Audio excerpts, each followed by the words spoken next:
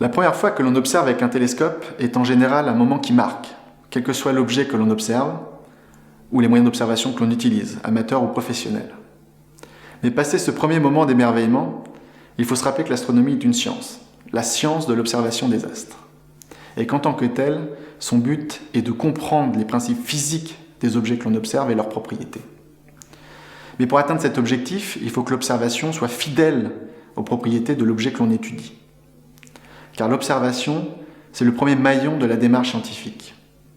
Celle-ci consiste à observer, émettre des hypothèses sur les phénomènes que l'on observe, les intégrer dans un cadre théorique, utiliser ce cadre théorique pour émettre des prédictions que l'on pourra confronter à l'expérimentation et à l'observation.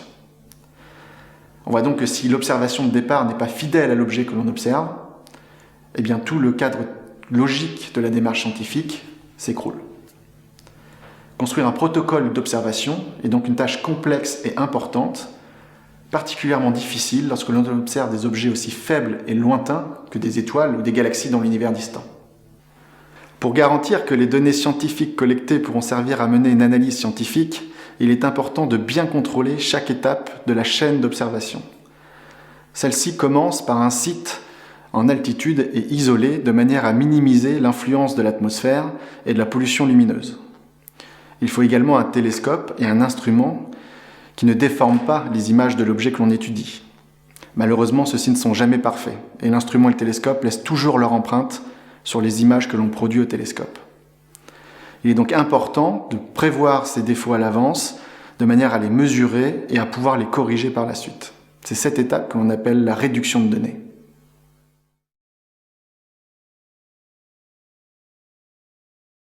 Pendant longtemps, les astronomes ont utilisé des plaques photographiques pour enregistrer leurs observations et effectuer leurs mesures une fois de retour au laboratoire. Mais depuis une vingtaine d'années, ces plaques photographiques ont laissé la place aux détecteurs CCD. Ces détecteurs sont très similaires aux détecteurs qu'on peut trouver dans les appareils photo numériques, par exemple. Ces détecteurs sont constitués de petits pixels faits de matériaux semi-conducteurs comme le silicium, dont le rôle est de convertir l'intensité lumineuse en courant électrique. Ce courant électrique est ensuite converti en une suite de 0 et de 1 que les ordinateurs savent lire et décrypter. Ce sont ces 0 et ces 1 que l'on trouve derrière les formats d'images tels que le BMP ou le JPEG ou le FITS par exemple, selon la façon dont ces 0 et ces 1 sont utilisés pour coder l'information. On construit aujourd'hui des détecteurs CCD de plus en plus performants. Malgré tout, ce sont principalement leurs défauts qu'on va chercher à mesurer et corriger dans le processus de réduction de données. Pour rendre tout cela plus concret, nous allons suivre les différentes étapes de la réduction de données à partir d'un exemple d'observation réalisé à l'Observatoire de Haute-Provence. Il s'agit d'observation de la nébuleuse planétaire de la Lyre, appelée aussi Messier 57. Le point blanc, au centre, est une naine blanche, c'est-à-dire les restes d'une étoile arrivée en fin de vie. Elle a alors expulsé ces couches de gaz externes que l'on observe aujourd'hui sous la forme d'un anneau.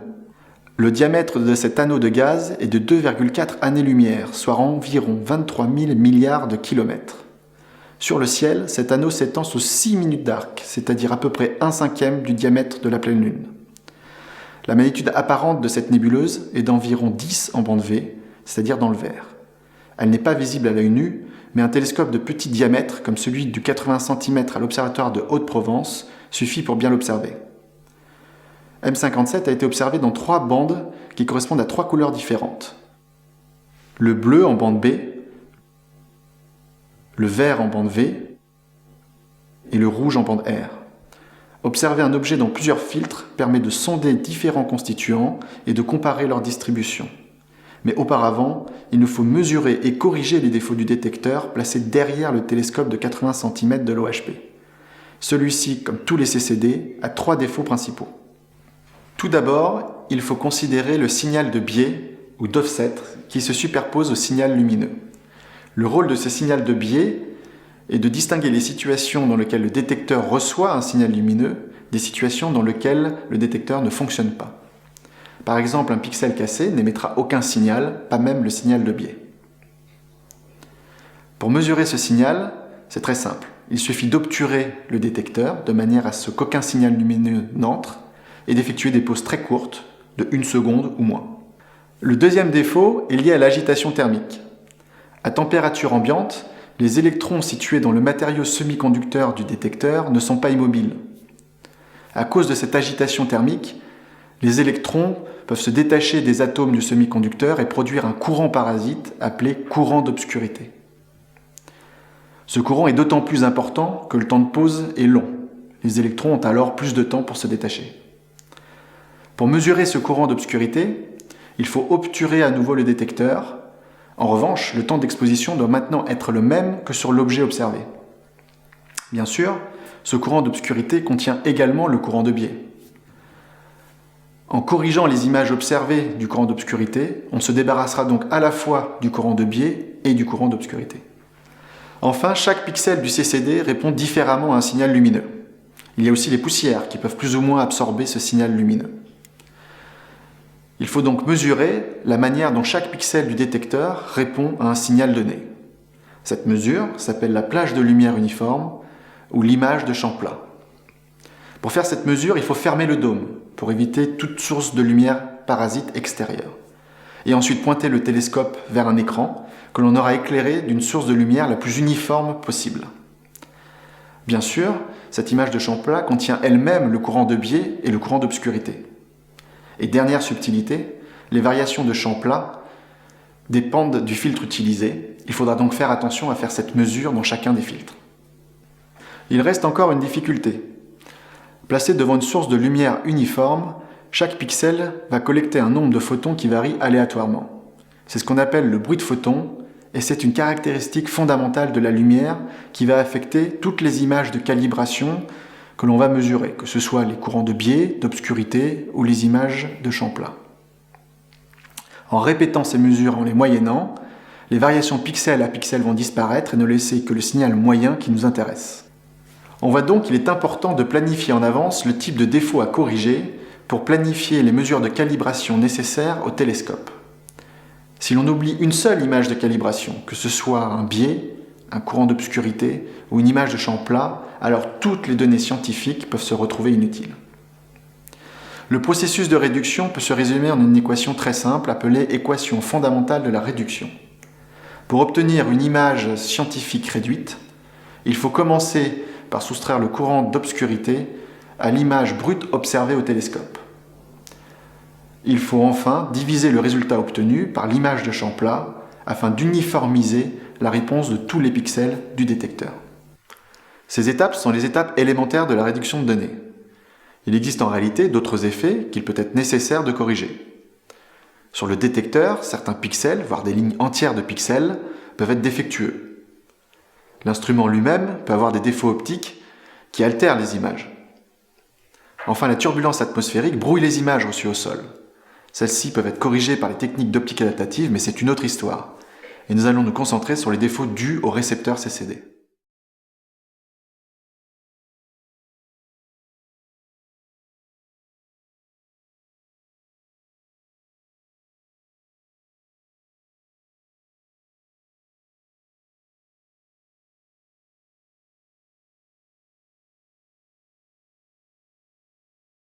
La première étape de la réduction consiste à préparer une image appelée courant d'obscurité mètre.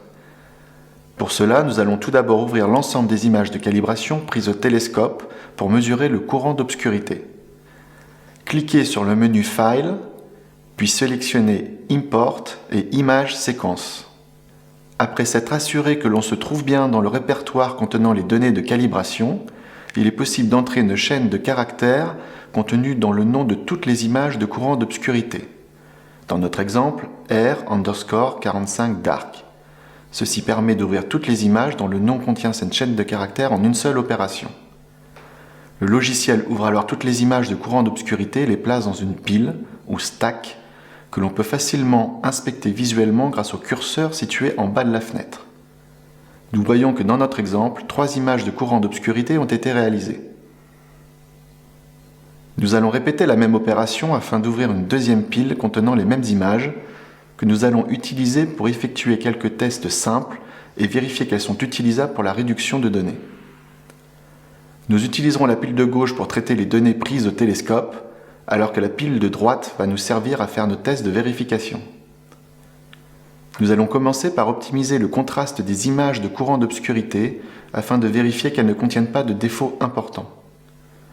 Pour cela, cliquez sur Process et Enhance Contrast, puis normalisez toutes les images en même temps. Cette opération révèle le bruit de photons sur chacune des images. En les inspectant tour à tour, on constate qu'il n'y a pas de différence notable sur l'aspect général du bruit entre les images, ni d'image avec un défaut particulier qui devrait être retiré de la pile.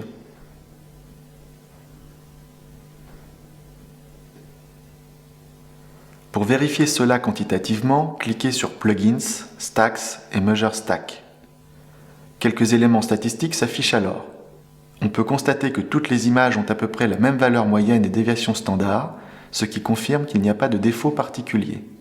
Répétons la même opération sur les images qui n'ont pas été optimisées en contraste. Nous constatons que la valeur moyenne des images ainsi que leur déviation standard sont beaucoup plus petites que dans les images optimisées, ce qui signifie que cette opération modifie les données. Il faudra donc faire attention à utiliser des images qui n'ont pas été modifiées pour effectuer la réduction de données, sinon le résultat sera faussé par cette manipulation. Nous pouvons maintenant construire une image de courant d'obscurité maître ou master dark. Pour cela, cliquez sur Image, Stacks et Z-Project. Vérifiez que la méthode de combinaison est bien la médiane. Le logiciel va calculer l'image médiane des 3 images de courant d'obscurité et l'afficher. Cliquez à nouveau sur Analyze et Measure. Nous voyons que la nouvelle image est bien représentative de la moyenne entre les images individuelles et que sa dispersion standard a diminué, ce qui montre que le bruit de photons a été diminué par cette opération. Plus il y a d'images individuelles, plus la réduction du bruit sera efficace. Dans cet exemple, seulement 3 images ont été prises, ce qui limite la réduction de bruit. Nous devons maintenant sauvegarder notre image de courant d'obscurité maître en cliquant sur File, Save As et Fits. La réduction peut être un processus mettant en jeu de nombreux fichiers différents et il est important de bien classer ces fichiers.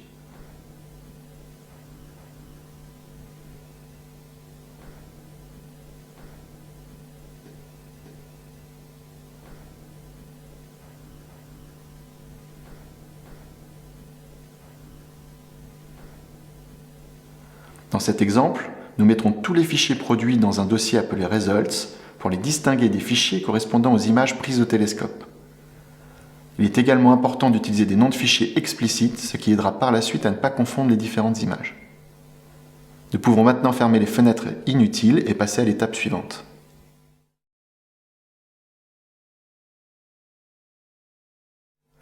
La deuxième étape consiste à construire l'image de champ plat maître ou master flat. Comme dans la première étape, nous allons tout d'abord ouvrir l'ensemble des images de champ plat prises au télescope. Pour cela, cliquez sur le menu File, puis sélectionnez Import et Image Sequence. Après s'être assuré que l'on se trouve bien dans le répertoire contenant les données de calibration, entrez une chaîne de caractères contenue dans le nom de toutes les images de champ plat, dans notre exemple, flat_r majuscule. Toutes les images de champ plat sont alors ouvertes dans une pile. Nous voyons que dans notre exemple, 10 images de champ plat ont été réalisées.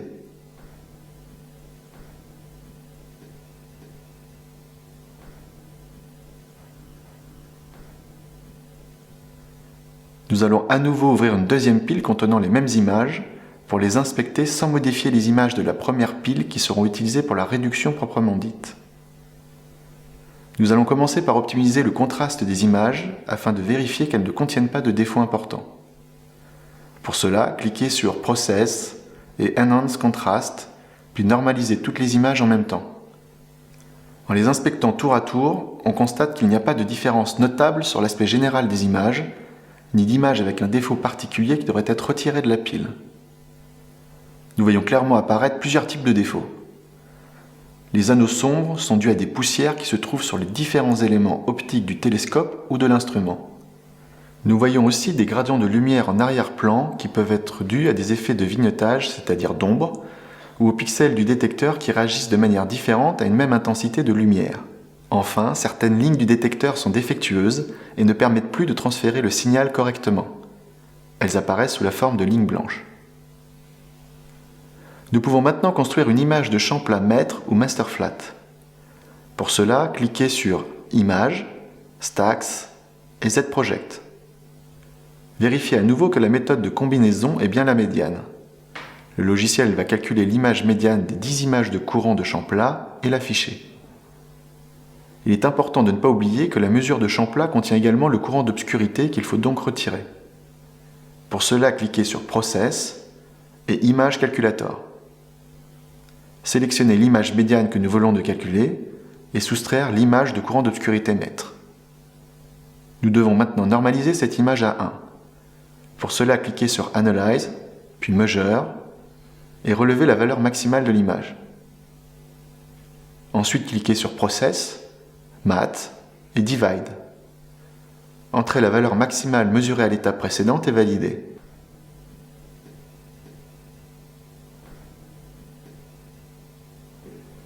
L'image de champ plat mètre est prête.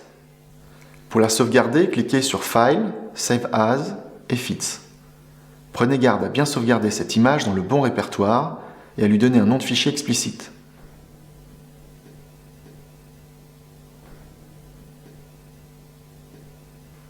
Nous pouvons maintenant fermer les fenêtres devenues inutiles pour la suite des opérations.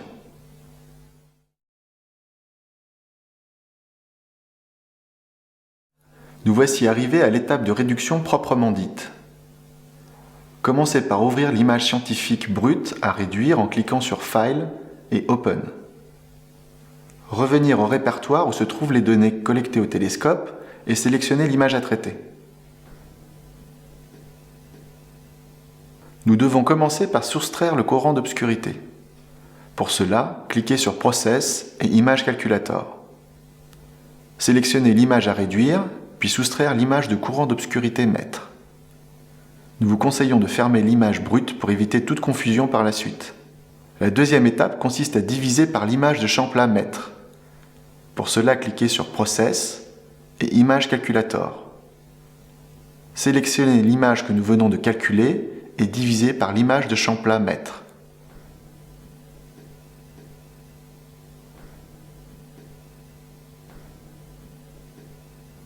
L'image réduite s'affiche. Fermez à nouveau le résultat intermédiaire précédent pour éviter toute confusion. Nous pouvons également fermer les images de calibration mètre, sauf si d'autres images dans la même bande doivent encore être réduites. Nous avons maintenant une image scientifique réduite qui a été corrigée des défauts du détecteur et de l'instrument. Elle est maintenant prête à être exploitée scientifiquement. Pour cela, nous devons la sauvegarder en cliquant sur File, Save As, puis Fits. Pensez à nouveau à bien sauvegarder cette image dans le bon répertoire et à lui donner un nom de fichier explicite.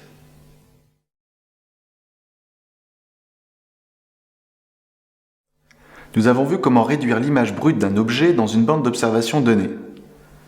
Nous allons maintenant voir comment combiner différentes bandes pour former une image couleur en 3 bandes. Cliquez sur File, Import et Image Sequence pour ouvrir les images d'un objet observé dans différentes bandes. Jusqu'à présent, nous avons réduit ensemble l'image de M57 en bande R. Nous avons également préparé les images scientifiques réduites de M57 dans les bandes B et V en suivant la même méthode.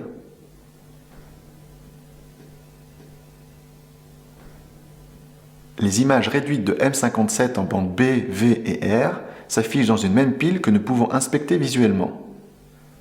Nous constatons qu'elles ne sont pas correctement alignées. Les étoiles présentes dans le champ apparaissent à différentes positions sur l'image. Il faut donc tout d'abord réaligner les 3 images. Pour cela, cliquez sur Plugins, StackReg et à nouveau StackReg. Sélectionnez une transformation par translation qui donne les meilleurs résultats. Le logiciel réaligne automatiquement les images. Si nous inspectons à nouveau la pile, les étoiles apparaissent maintenant à la même position sur l'image. Nous allons maintenant pouvoir combiner les 3 images. Pour cela, il faut séparer les images de la pile. Cliquez sur Images, Stacks et Stack to Images.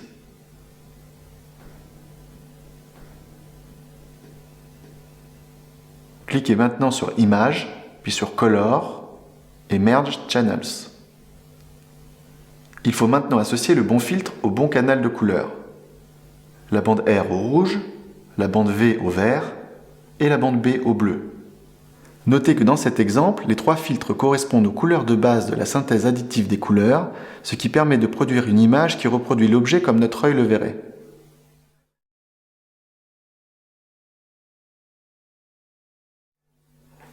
Les données réduites sont prêtes à être analysées scientifiquement car elles sont corrigées de tous les défauts instrumentaux.